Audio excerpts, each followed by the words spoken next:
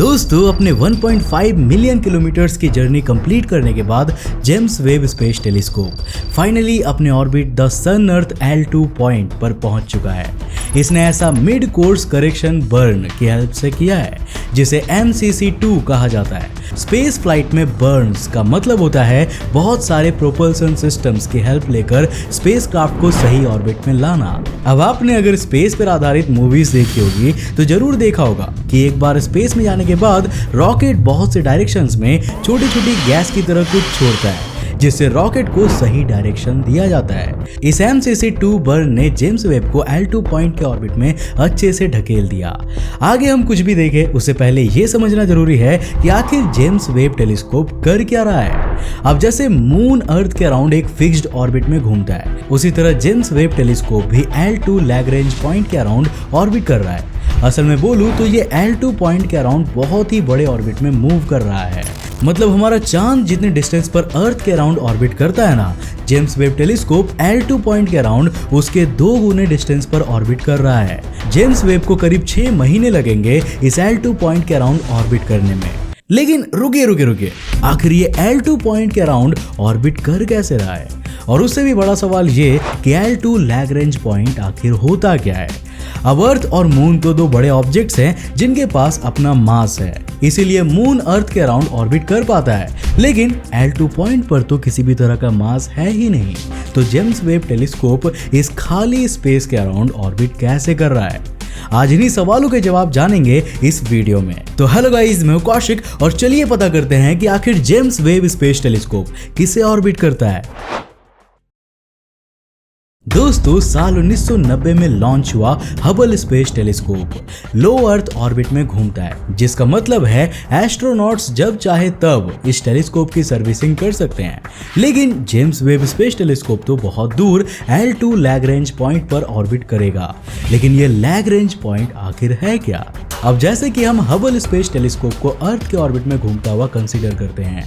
अब कोई भी ऑब्जेक्ट जो सर्कल में मूव कर रहा होगा उसमें एक तरह का सेंट्रीपिटल फोर्स लगता होगा, या ऐसा भी कह सकते हैं कि एक फोर्स होगा जो उसे सर्कल के सेंटर में पुल कर रहा होगा। अगर आप एक बॉल को रस्सी के साथ बांध के गोल गोल घुमाएं तो ऐसी फोर्स जो उसे सेंटर की तरफ पुल कर रही होगी वो रस्सी पे लगेगी। वैसे ही हबल के लिए ये सेंट्रीपिटल फोर्स अर्थ की ग्रेविटेशनल फोर्स एक्ट कर रही है। अब जैसे जैसे कोई ऑब्जेक्ट धरती से दूर जाता जाएगा वैसे वैसे ग्रेविटेशनल फोर्स कम होता जाएगा। तो अब अगर कोई टेलीस्कोप हायर ऑर्बिट में मूव करता है तो सेंट्रीपिटल फोर्स भी डिक्रीज हो जाएगी। और अगर किसी टेलीस्कोप को ऐसे सर्कुलर ऑर्बिट में मूव करना है तो उसे लंबा ऑर्बिट भी लेना पड़ेगा। जेम्स वेब टेलीस्कोप अर्थ को नहीं बल्कि सूरज के अराउंड ऑर्बिट कर रहा है, लेकिन आइडिया बिल्कुल सेम है। जितना ज्यादा ऑर्बिट डिस्टेंस होगा उतना ही ज्यादा इसे वक्त लगेगा एक ऑर्बिट को कंप्लीट करने में। लेकिन अब हम यहाँ ये भी चाहते हैं कि हमारा जेम्स वेब टेलीस्कोप सूरज से दूर भी रहे और सोलर ऑर्बिट को उतने ही टाइम में कंप्लीट करे जितने टाइम में हमारा अर्थ उसे कंप्लीट करता है। अब ये करने के लिए हमें एक ट्रिक इस्तेमाल करनी पड़ेगी और वो ट्रिक है लैग्रेंज पॉइंट। ये स्पेस में एक ऐसा लोकेशन है जहां दोनों सूरज और धरती ग्रेविटेशनल फोर्सेस एक्सर्ट करती है। इस पॉइंट पर जो भी ऑब्जेक्ट होता है उसे 2-2 ग्रेविटेशनल फोर्सेस पुल करके सर्कल में मूव करवाती है।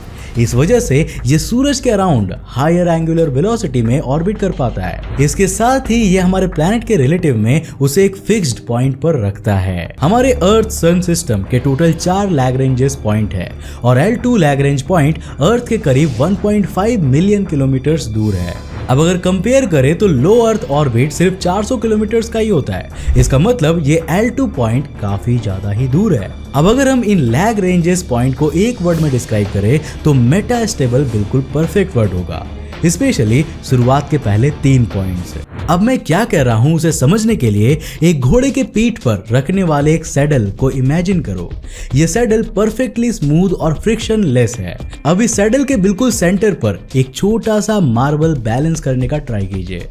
थियोरेटिकली तो ये पॉसिबल है, लेकिन प्रैक्टिकली ये करना बहुत ही मुश्किल बात है, क्योंकि मार्बल का ये छोटा सा बॉल किसी एक साइड तो जरूर गिरेगा ही। L2 पॉइंट भी बिल्कुल कुछ ऐसा ही है। एक ऑब्जेक्ट जो सन अर्थ लाइन के परपेंडिकुलर मूव कर रहा होगा वो या तो अर्थ से दूर गिर जाएगा या फिर अर्थ के और पास आ जाएगा। अब अगर जेम्स वेब स्पेस टेलीस्कोप अर्थ से दूर की तरफ गिर जाता है तो बहुत बड़ी प्रॉब्लम आ सकती है, क्योंकि उसे वापस ऑर्बिट में लाने के लिए थ्रस्टर्स का इस्तेमाल करना पड़ेगा। लेकिन इससे टेलीस्कोप तुरंत गर्म हो जाएगा और सारी चीजें मेल्ट होने लगेगी। इससे अल्टीमेटली मिशन खत्म हो जाएगा। अब इस खतरे को ध्यान में रखते हुए वैज्ञानिक जेम्स वेब टेलीस्कोप को L2 पॉइंट पर तो रखना चाहते हैं, लेकिन एग्जैक्टली उस पॉइंट पर नहीं रखना चाहते।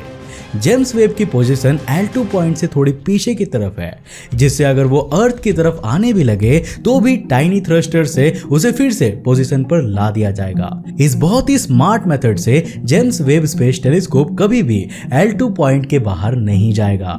अब आपको ये तो पता चल गया है कि जेम्स वेब स्पेस टेलीस्कोप कौन से पॉइंट पर ऑर्बिट कर रहा है, लेकिन सवाल अब भी वही है कि कोई चीज खाली स्पेस को कैसे ऑर्बिट कर सकती है। उम्मीद करता हूं कि आप समझ रहे होंगे कि L2 पॉइंट अब भी बस एक खाली स्पेस ही है।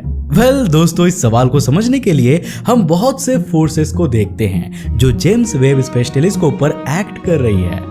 अगर James Webb space telescope actually L2 point पर होता तो उस पे सन और अर्थ दोनों के ग्रेविटेशनल फोर्सेस लग रहे होते।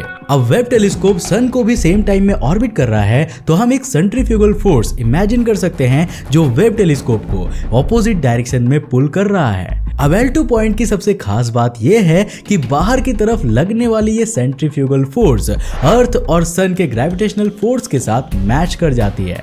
आपने बहुत सी जगहों पर पढ़ा होगा कि सेंट्रीफ्यूगल फोर्स रियल चीज नहीं होती, लेकिन जब हम एक रोटेटिंग नॉन इनर्शियल फ्रेम को देख रहे हैं तो सेंट्रीफ्यूगल फोर्सेस बहुत ही जरूरी फोर्स है रियल इफेक्ट्स को अच्छे से समराइज करने के लिए। अब चलिए वेब टेलीस्कोप को L2 पॉइंट के थोड़ा ऊपर मूव करते हैं। इससे सूरज की तरफ से आने वाला ग्रेविटेशनल फोर्स टाइनी अमाउंट में कम हो जाएगा, लेकिन अर्थ की तरफ से आने वाली ग्रेविटी बहुत ज्यादा चेंज हो जाएगी। अब क्योंकि जेम्स वेब अर्थ से दूर चला गया, इसीलिए उसकी ग्रेविटेशनल पुल भी कम हो गया है। इसके साथ ही अब वो सूरज की डायरेक्शन से पैरेलल में भी नहीं है। असल में क्या हो रहा है कि ऊपर की तरफ इस पॉइंट पर का सेंट्रीफ्यूगल फोर्स अर्थ और सन के ग्रेविटेशनल फोर्सेस से कहीं ज्यादा है, जिसका मतलब है कि वेब टेलीस्कोप L2 पॉइंट से दूर और नीचे की तरफ मूव करने लगेगा। अब इस प्रॉब्लम को सॉल्व करने के लिए हम वेब टेलीस्कोप को ऊपर की तरफ ही थोड़ा सा क्लोज लेके आते हैं। अब इस पॉइंट पर अर्थ की ग्रेविटी स्ट्रांग हो जाती है और सेंट्रीफ्यूगल फोर्स को सक्सेसफुली काउंटरएक्ट कर लेती है, लेकिन इस न्यू पॉइंट पर आने की वजह से डाउनवर्ड फोर्स भी स्ट्रांग हो जाता है, तो जेम्स वेब अब डाउनवर्ड डायरेक्शन में भी मूव करना चाहती है। लेकिन जैसे जैसे डाउनवर्ड डायरेक्शन में ये सन और अर्थ लाइन के पास आता जाएगा, वैसे वैसे अर्थ की ग्रेविटी भी स्ट्रांग होती जाएगी और जेम्स वेब अर्थ की तरफ मूव करने लगेगा। इससे मिशन अल्टीमेटली फेल हो सकता है। हम इस डाउनवर्ड फोर्स को एक बहुत ही सिंपल तरीके से काउंटरएक्ट कर सकते हैं, जेम्स वेब टेलीस्कोप को थोड़ा साइडवेज डायरेक्शन में पुश करके। इससे एक नया सेंट्रीफ्यूगल फोर्स जनरेट हो जाएगा जो अर्थ की डाउनवर्ड ग्रेविटी को बैलेंस कर लेगा। अब इस नए साइडवेज मोशन के साथ कंबाइन होने के बाद जेम्स वेब टेलीस्कोप एक नया सर्कुलर हालो ऑर्बिट ले लेता है, जिसका अल्टीमेटली मतलब यह है कि टेलीस्कोप को किसी फिजिकल मास की जरूरत नहीं है ऑर्बिट करने के लिए। इन सभी चीजों को समराइज करके अगर मैं सिंपल भाषा में बोलूं तो वैज्ञानिकों ने L2 पॉइंट के पास एक ऐसी जगह खोज निकाली है जहां सिर्फ अर्थ और सूरज के ग्रेविटेशनल फोर्सेस से जेम्स वेब टेलीस्कोप एक बिना मास के पॉइंट पर ऑर्बिट कर लेता है। मतलब काफी अमेजिंग सा कॉन्सेप्ट है ना। दोस्तों, जेम्स वेब टेलीस्कोप को L2 के अराउंड एक ऑर्बिट को पूरा करने में 6 महीने का वक्त लग जाता है। बहुत बार जेम्स वेब टेलीस्कोप अपने इस ऑर्बिट से दूर भी चला जाता है, इसलिए अपने स्टेशन पर रहने के लिए ये बहुत से बर्न्स करते रहते हैं। अब दूसरे बहुत से मिशंस को हर साल में केवल 3 या 4 बर्न्स ही लगते हैं उसे ऑर्बिट में बनाए रखने के लिए, लेकिन अब चूंकि जेम्स वेब टेलीस्कोप को स्पेस में बहुत सारी चीजें करनी है, इसीलिए उसका मोशन भी बहुत ज्यादा हो गया है। तो वैज्ञानिकों को फ्रीक्वेंटली बर्न्स करते रहने होंगे उसे अपने ऑर्बिट में स्टेबल बनाए रखने के लिए। कैलकुलेशंस के मुताबिक जेम्स वेब हर साल 21 डेज में ये बर्न्स एग्जीक्यूट करेगा। इन बर्न्स की एग्जैक्ट टाइमिंग और ड्यूरेशन नासा की फ्लाइट डायनेमिक्स टीम करेगी। अब दोस्तों, जैसे कि आपको पता ही होगा कि जेम्स वेब स्पेस टेलीस्कोप अपने फाइनल डेस्टिनेशन पे पहुंच चुका है और नासा ने इसके NIR कैम इंस्ट्रूमेंट के द्वारा लिए गए इस फर्स्ट प्राइमरी मिरर सेल्फी को रिलीज किया है। वैसे इस NIR कैम का इस्तेमाल असल में इंजीनियर्स इसके मिरर्स को अलाइन करने के लिए करेंगे। अब यहाँ आप इस इमेज में देख पा रहे होंगे कि इसका एक मिरर जो है वो एक स्टार की ओर पॉइंटेड है, इसीलिए ये चमक रहा है, जबकि बाकी के मिरर्स उस दिशा में अलाइंड नहीं है। 11 फरवरी 2022 को जेम्स वेब स्पेस टेलीस्कोप का सबसे पहला टारगेट सेट किया गया है उर्सा मेजर कॉन्स्टेलेशन में बसे एक स्टार HD 84406 को। अब बस हम स्पेस लवर उस स्टार के पहले तस्वीर का इंतजार कर रहे हैं और देखने के लिए बेताब है कि आखिर जेम्स वेब के द्वारा लिया गया पहला इमेज कैसा होगा। क्या आप भी मेरी ही तरह एक्साइटेड हो, हाँ या नहीं? मुझे नीचे कमेंट करके जरूर बताना। मुझे उम्मीद है दोस्तों कि आज की इस वीडियो से आपने काफी कुछ नया सीखा होगा। अगर सीखा तो इस वीडियो को लाइक करने के साथ साथ अपने फ्रेंड्स और फैमिली के साथ जरूर शेयर करना। अब अगर आप नए हो इस चैनल पर तो ऐसे इंटरेस्टिंग वीडियोस के लिए चैनल को सब्सक्राइब करने के साथ साथ नोटिफिकेशन बेल ऑन कर देना ताकि आप देख सको हमारे वीडियो सबसे पहले। तब तक के लिए बाय, जय हिंद।